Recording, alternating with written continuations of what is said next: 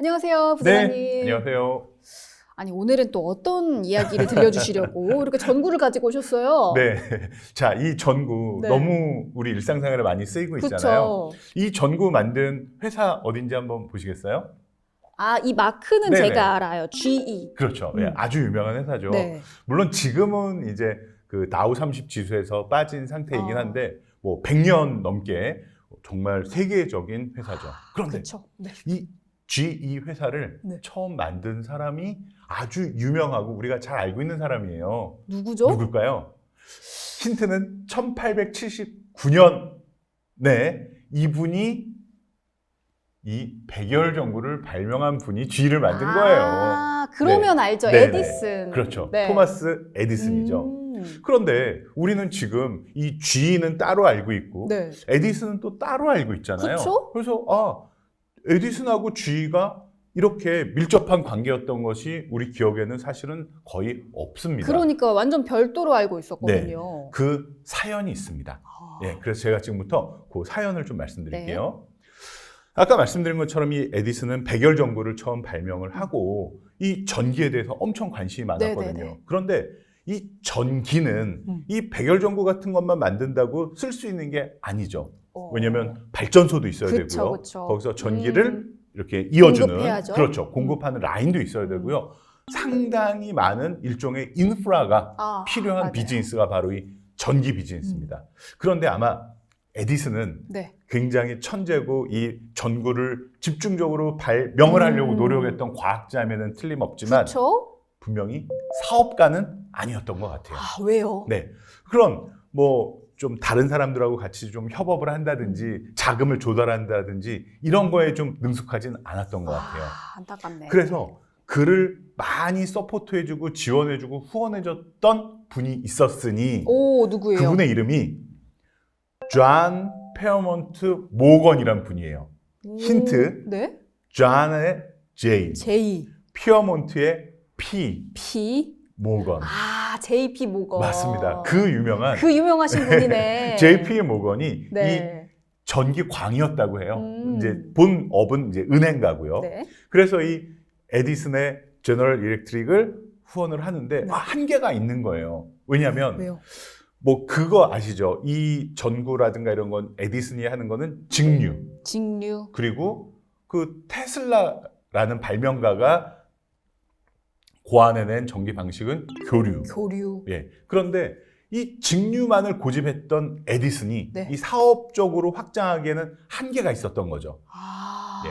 그래서 네. 뭐 여러 가지 이제 사연이지만 간단하게 말씀을 드리면 네. 이 JP 모건이 바로 테슬라의 그 회사하고 제너럴 일렉트릭 회사하고 합병을 추진합니다. 합병이요? 네. 그래서 오? 합쳐서 우리 다른 경쟁자들을 다 물리치고 압도적인 시장 점유율로 우리 한번 비즈니스를 크게 하자라고 했는데 괜찮은데요? 네. 네. 그런데 에디슨은 자존심이 상했던 것 같아요. 싫어. 나는 그런 방식에는 동의할 수 없어. 하면서 자의 반, 타의 반 자기 지분을 모두 내놓고 아까 말씀드린 회사가 이제 톰슨 휴스턴 엘렉트로닉이라는 회사인데 이 회사하고 합병을 하면서 에디슨이라는 이름이 빠지게 빠집니다.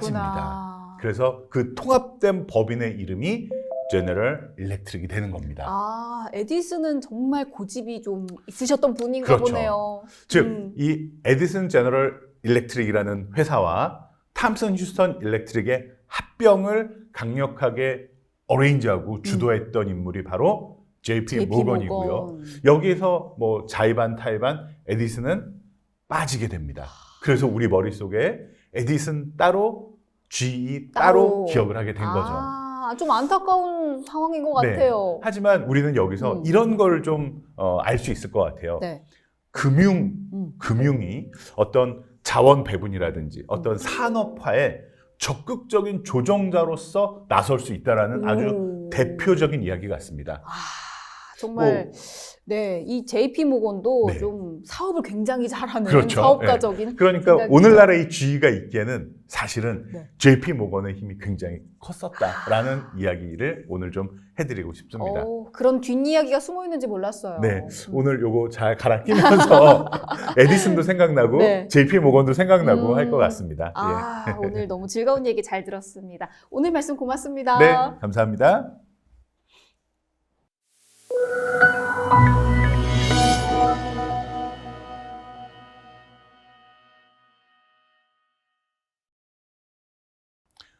여의도 투자 이야기 주식회사 여의주 송혜민입니다.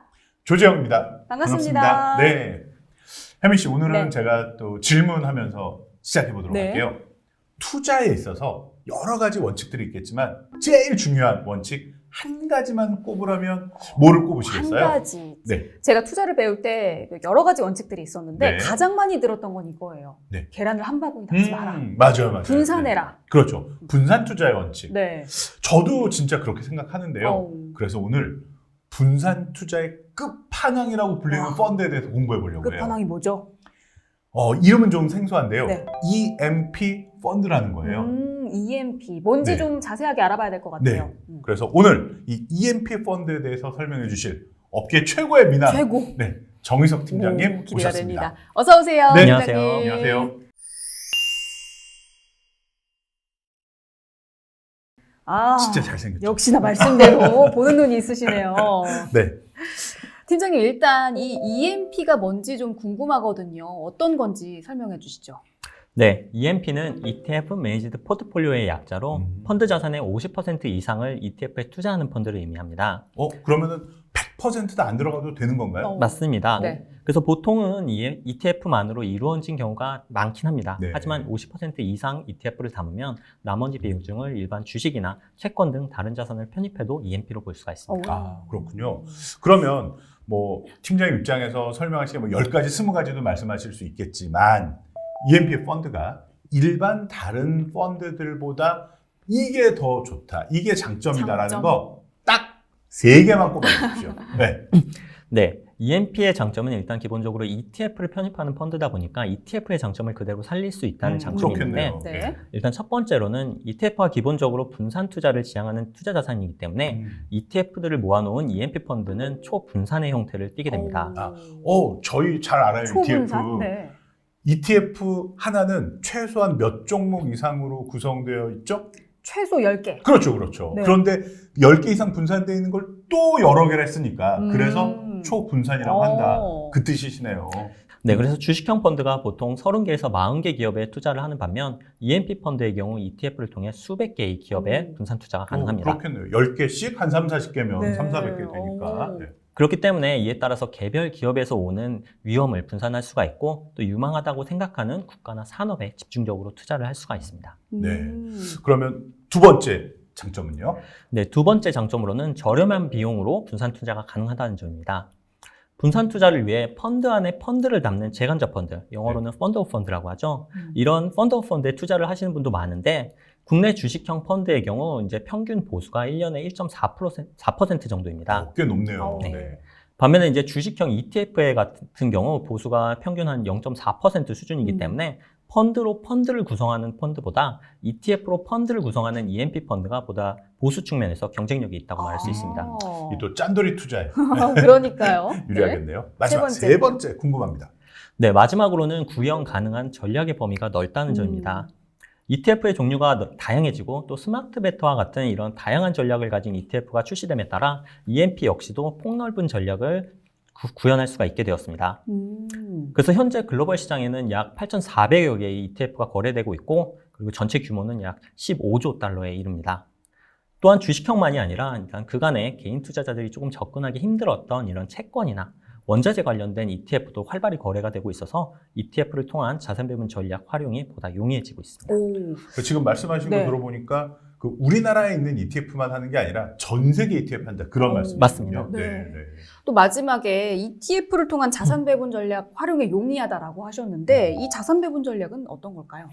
네, 자산 배분 전략은 이제 주식, 채권, 실물자산 등 여러 자산의 분산 투자에서 한 자산군의 투자만으로 달성하기 어려운 수익률이나 이런 위험 수준을 창출하는 전략입니다. 뭐 주식 같은 경우는 고수익을 기대할 수 있지만 그만큼 높은 하락 위험도 가지고 있습니다. 그렇죠. 반면 채권의 경우 수익은 상대적으로 좀 낮을 수 있지만 하단이 굉장히 제한적입니다. 이러한 주식과 채권 등 다양한 자산을 조합을 했을 때 위험 대비 성과를 개선시킬 수 있습니다. 그래서 실제 이제 주식과 채권을 두 가지만 두고 바라봤을 때 역사적으로 주식의 비중을 30에서 40%, 제 채권 같은 경우는 60에서 70%의 비중으로 혼합을 했을 때 위험 대비 성과가 가장 우수하게 나타났습니다. 그리고 여기에 이제 더해서 원자재, 부동산과 같은 실물 자산 역시도 이제 가미를 하면서 위험 대비 성과를 개선시킬 수 있고, 그리고 최근에는 이 비트코인 관련된 ETF도 오. 이제 미국에 상장을 해서 네네. 많은 자산 배분 전략 매니저들의 이제 주목을 끌고 있습니다. 그러면요. 지금 아까 좀 전에 ETF 종류가 8,400개라 그러셨나요? 이렇게 많잖아요. 그러면 EMP 펀드를 운영하는 입장에서 그 중에서 이제 좋은 ETF들을 골라야 될 텐데 어떤 기준으로 고르시고 고르기 계시나요? 어려울 것 같아요. 네, 먼저 ETF 선택의 시작은 일단 우선 시장을 분석을 해가지고 가장 수혜가 예상될 것 같은 투자 기회를 찾는 데부터 시작이 됩니다. 주식이나 채권 같은 이런 자산군이 될 수도 있고 특정 국가가 될 수도 있고 그리고 섹터나 테마가 될 수도 있습니다.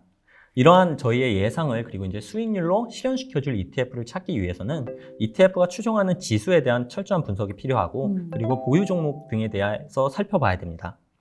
가령 예를 들어서 이제 블록체인 관련된 테마가 긍정적일 것 같다 앞으로라고 생각을 하면은 이제 다수의 ETF를 이제 발견을 할 수가 있습니다. 하지만 이러한 ETF는 모두 성격도 상이하고 실제로 성과 역시도 굉장히 천차만별이어가지고 저희가 정확한 분석을 통해서 투자 목적에 맞는 ETF를 선별하는 것이 필수적입니다. 그런 거는 네. 뭐 알아서 다 잘 해주신다는 거죠? 네. 맡기면 되는 거죠? 네. EMP가 아무래도 ETF를 편입하기 때문에 이 ETF 시장 역시 좀 주의 깊게 봐야 될 것 같거든요. 이 ETF 시장 트렌드는 어떻게 보고 계신가요? 네, 최근 ETF 시장 트렌드를 딱 두 가지 단어로 요약을 할 수 있을 것 같습니다. 네. 첫 번째는 네. 테마고 테마. 두 번째는 액티브입니다. 테마 액티브. 먼저 테마형 ETF에 대해서 먼저 말씀을 드리면은 네. 이름에서 유추할 수 있듯이 어떠한 특정한 테마, 주제가 있는 ETF입니다. 뭐 예를 들면 뭐 전기차, 수소차, 뭐 음. 태양광 뭐 이런 사람들이 것들이죠. 관심 있는 네. 것들. 네, 맞습니다. 그래서 이들 ETF들은 보통 이제 경기 순환적인 움직임을 보이는 업종보다는 좀 더 구조적인 고성장에 주목한 종목들이 많은 만큼 이제 저희 입장으로서는 단기적인 관점보다는 좀 더 중장기적인 관점으로 투자하는 것이 보다 유효하다라고 말씀을 드리고 싶습니다. 네. 그럼 액티브 트렌드는 어떤가요? 네, 두 번째로 이제 액티브 ETF에 대해서 말씀을 드릴 수 있을 것 같은데 시장을 추종하는 패시브 ETF 대비 액티브 ETF는 보다 자유로운 운용이 가능합니다. 때문에 시장 움직임이 커지는 국면에서 매니저의 역량을 활용한 액티브 ETF가 자연스럽게 주목을 받았는데 실제 미국 액티브 ETF 시장은 꾸준히 성장을 하면서 미국 전체 ETF 시장에서 약 4%를 상회하는 규모로 성장을 하였습니다. 대표적인 액티브 ETF 운용사로는 우리에게 돈나무 언니로 굉장히 친숙한 네. 캐시우드가 이끄는 그렇죠. 아크 인베스트가 있습니다. 그리고 국내에서도 이러한 액티브 ETF 시장이 본격적으로 굉장히 활성화되기 시작했습니다. 이전에는 채권형에만 이런 액티브 ETF가 허용이 되었었는데 다수의 운용사에서 주식형 액티브 ETF를 공격적으로 출시하며 투자자들의 많은 관심을 받았습니다. 그리고 이러한 액티브 ETF에는 EMP 형식으로 운용되는 것도 있으며 뭐 예를 들면 타이거 글로벌 BBIG EMP 액티브 ETF 같은 경우가 EMP 펀드의 형태로 운용이 되고 있습니다. 그러면은 그 EMP 펀드를 운용할 때 ETF와 이제 좀 달리 네. 어떤 능력이 있어야 좀 성공적인 EMP 펀드 운용이 될까요? 네, 무엇보다도 이제 시장 전반의 흐름을 이해하는 능력이 가장 중요하다고 생각을 하고 네. 있습니다. 한마디로 큰 그림을 보는 큰 능력인데 그림.